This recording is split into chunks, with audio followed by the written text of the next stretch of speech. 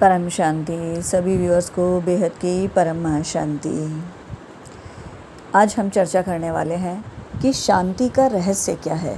हमारे इस लौकिक जीवन की भागदौड़ के अंदर अपने दैनिक क्रियाकलापों में हम सभी उलझे रहते हैं और इतना उलझे रहते हैं कि कई बार हमारा मन बहुत ही अशांत हो जाता है। आखिर क्या रहस्य है इस अशांति का और किस प्रकार से मनुष्य शांति की प्राप्ति कर सकता है? तो आज हम इसी शांति के रहस्य को समझने का प्रयास करेंगे श्रीमद् भगवद गीता के माध्यम से। तो बने रहिए हमारे साथ। अब जैसे हमने पहले भी बात की है श्रीमद् भगवद गीता के अलग अलग श्लोकों पर, और हमने शांति के रहस्य पर भी बात की है।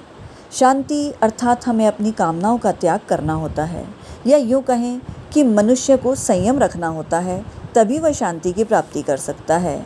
तो जो मननशील और संयमी मनुष्य है वो इस संसार को किस तरीके से देखता है? ये संसार उसके लिए दिन है या रात?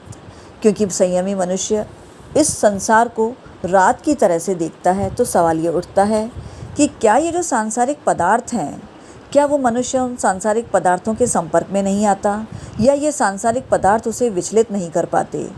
अगर वो इनके संपर्क में ही नहीं आता तो उसका जीवन निर्वाह कैसे होता है? और अगर वो इन सांसारिक पदार्थों के संपर्क में आता है तो उसकी स्थिति किस प्रकार की होती है? इन्हीं बातों को समझते हैं कि किस प्रकार से शांति प्राप्त होती है और संयमी मनुष्य किस प्रकार शांति को प्राप्त कर पाता है इन सांसारिक क्रियाकलापों में, सारे दैनिक नित्य कर्मों को करते हुए। तो इसका जवाब मिलता है हमें श्रीमद् भगवद गीता के अध्याय 2 के श्लोक 70 में। श्लोक 70 कहता है, आपूर्यमाणम अचल प्रतिष्ठम समुद्रमापः प्रविशन्ति यद्दत् तदत् कामायं प्रविशन्ति सर्वेश शांतिमाप्नोति न काम कापि। अर्थात जैसे संपूर्ण नदियों का जल चारों ओर से जल द्वारा परिपूर्ण समुद्र में आकर मिलता है, समुद्र इसके बावजूद समुद्र अपनी मर्यादा में अर्थात अचल स्थित रहता है, ऐसे ही संपूर्ण भोग पदार्थ जिस संयमी मनुष्य को किसी भी विकार को उत्पन्न किए बिना ही प्राप्त हो जाते हैं, वही मनुष्य परम शांति को प्राप्त होता है। और भोगों की कामना वाला कभी भी परम शांति को प्राप्त नहीं हो सकता। अर्थात इसे विस्तृत रूप से समझते हैं। जिस प्रकार से हम सभी जानते हैं कि वर्षा काल में नदियों और नदों का जल बहुत ही ज़्यादा बढ़ जाता है, कई नदियों में तो बाढ़ आ जाती है, परंतु जब वही जल चारों ओर से जल द्वारा परिपूर्ण समुद्र में आकर मिलता है तब भी समुद्र का जल स्तर बढ़ता नहीं है। वो समुद्र अपनी मर्यादा में ही रहता है और अचल अडोल रहता है। परंतु जब गर्मी के दिनों में नदियों और नदों का जल बहुत ही कम हो जाता है तब समुद्र का स्तर घटता नहीं है। यही समुद्र उन नदियों को और नदों को जल की पूर्ति करता है, परंतु फिर भी उसका जल स्तर घटता नहीं है। तात्पर्य कि नदी नदों का जल ज़्यादा आने से अथवा कम आने से या न आने से, या यूँ कहें कि जल में पैदा होने वाली अग्नि जिसे बड़वानल कहते हैं, या सूर्य के द्वारा समुद्र का जल का शोषण कर लेने से समुद्र में कोई फर्क नहीं पड़ता। वह उसी प्रकार से अचल और अडोल रहता है। उसका स्तर न बढ़ता है न घटता है। उसको नदी नदों के जल की कोई अपेक्षा नहीं रहती। वह तो सदा सर्वदा ज्यों का त्यों ही परिपूर्ण रहता है और अपनी मर्यादा का कभी त्याग नहीं करता। संयमी मनुष्य ठीक इसी प्रकार ही होता है। जिस इंसान की बुद्धि अगर सांसारिक सुखों में ही लगी रहती है, उसकी आसक्ति सांसारिक सुखों में ही रहती है, तो उसको हम समझ सकते हैं एक किसी छोटी नदी की तरह, जिसके अंदर थोड़ा सा भी जल ज़्यादा आ जाए तो उसका जल स्तर बढ़ जाने से उसके आसपास की भूमि कटने लगती है, अर्थात वो नदी अपनी मर्यादाओं को तोड़ने लगती है। इसी प्रकार से स्थिर बुद्धि सांसारिक सुखों और भोगों को देखकर अपनी मर्यादाओं को तोड़ देता है। वहीं संयमी मनुष्य एक समुद्र की तरह है।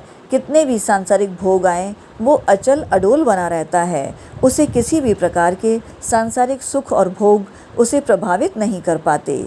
ऐसे ही संसार के संपूर्ण भोग उस परमात्म तत्व को जानने वाले संयमी मनुष्य को प्राप्त होते हैं, उसके सामने आते हैं, पर उसके कहे जाने वाले शरीर और अंतःकरण में सुख दुख रूप विकार पैदा नहीं कर पाते।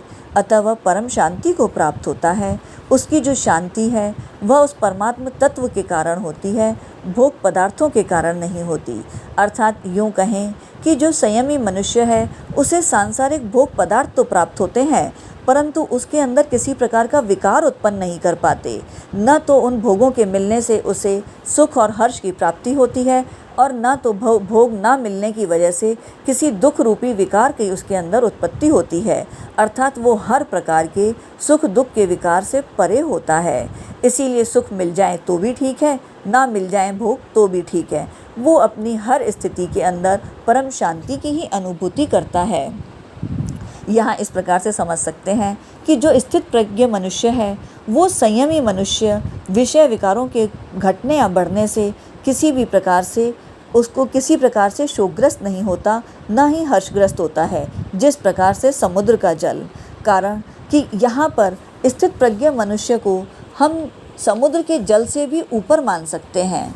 क्योंकि समुद्र और नदियों के जल में तो सजातीयता होती है। अर्थात जो जल समुद्र में भरा है वही जल तो नदियों से आता है। नद और नदियों से आने वाला जल और समुद्र में भरा हुआ जल दोनों एक ही प्रकार से हैं, परंतु स्थित प्रज्ञ और सांसारिक भोग पदार्थों में इतना फ़र्क है कि इसको समझने के लिए अगर हम इसकी तुलना दिन और रात से करें या आकाश और पाताल से करें तो भी दृष्टांत ठीक नहीं बैठता।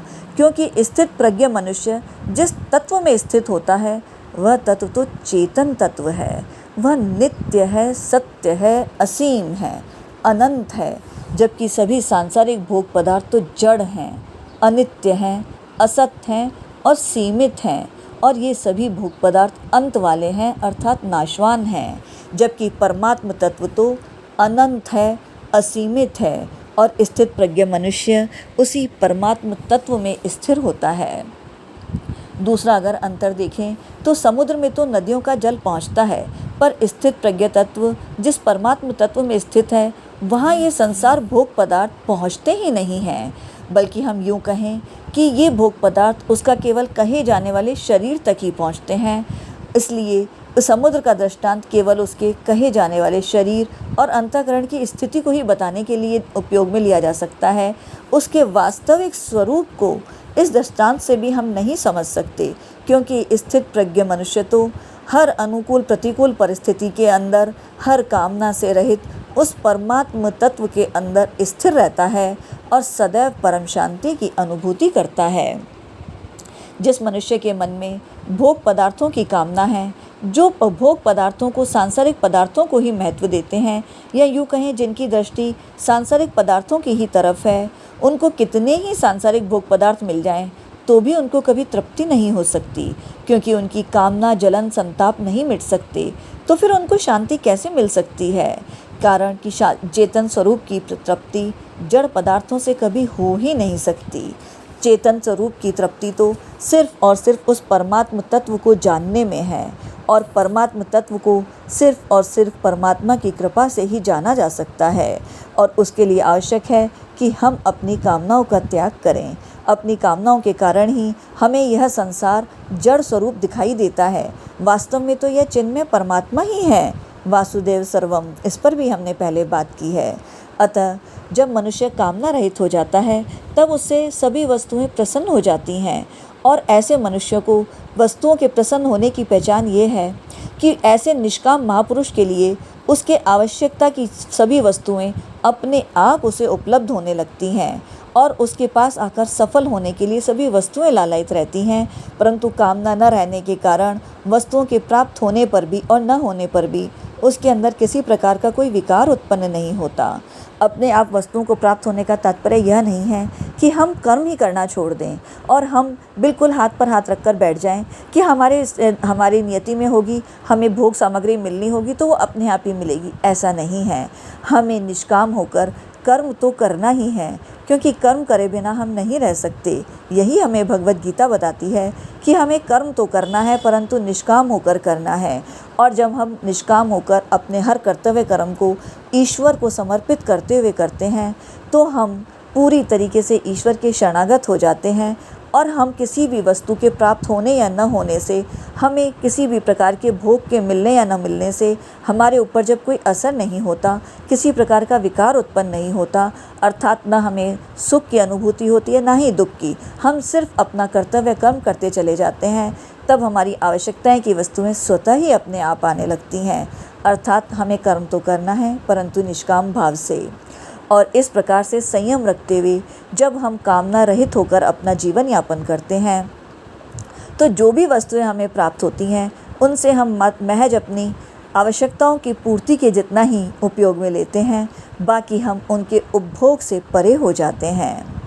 और इस प्रकार से हमारे उन वस्तुओं के प्राप्त होने या न होने से हमारे जीवन में किसी प्रकार की अशांति नहीं होती और हमारे भीतर में सदैव शांति, परम शांति की अनुभूति होती है। तो यही है परम शांति का रहस्य। और हमारे इस दैनिक जीवन को जीते हुए, सभी दैनिक कार्यकलापों को करते हुए किस प्रकार से हम सांसारिक कामनाओं का त्याग करते हुए, निष्काम करते हुए उस शांति की, परम शांति की अनुभूति कर सकते हैं। तो आइए एक कदम इस ज्ञान की तरफ बढ़ाइए और हमारे साथ जुड़िए, और आप भी अपने जीवन के अंदर इच्छा रहित काम करते हुए, हर काम को करते हुए भी आप शांति और परम शांति की अनुभूति कर सकते हैं। उम्मीद करती हूँ ये वीडियो आपको अच्छा लगा होगा। सभी व्यूअर्स को वीडियो पूरा देखने के लिए बेहद का परम धन्यवाद। इस प्रकार की ज्ञानवर्धक जानकारी को औरों के साथ भी शेयर करें, ताकि हम दूसरों का ज्ञानवर्धन करने के अंदर भी एक माध्यम बन सकें। बेहद की परम महाशांति।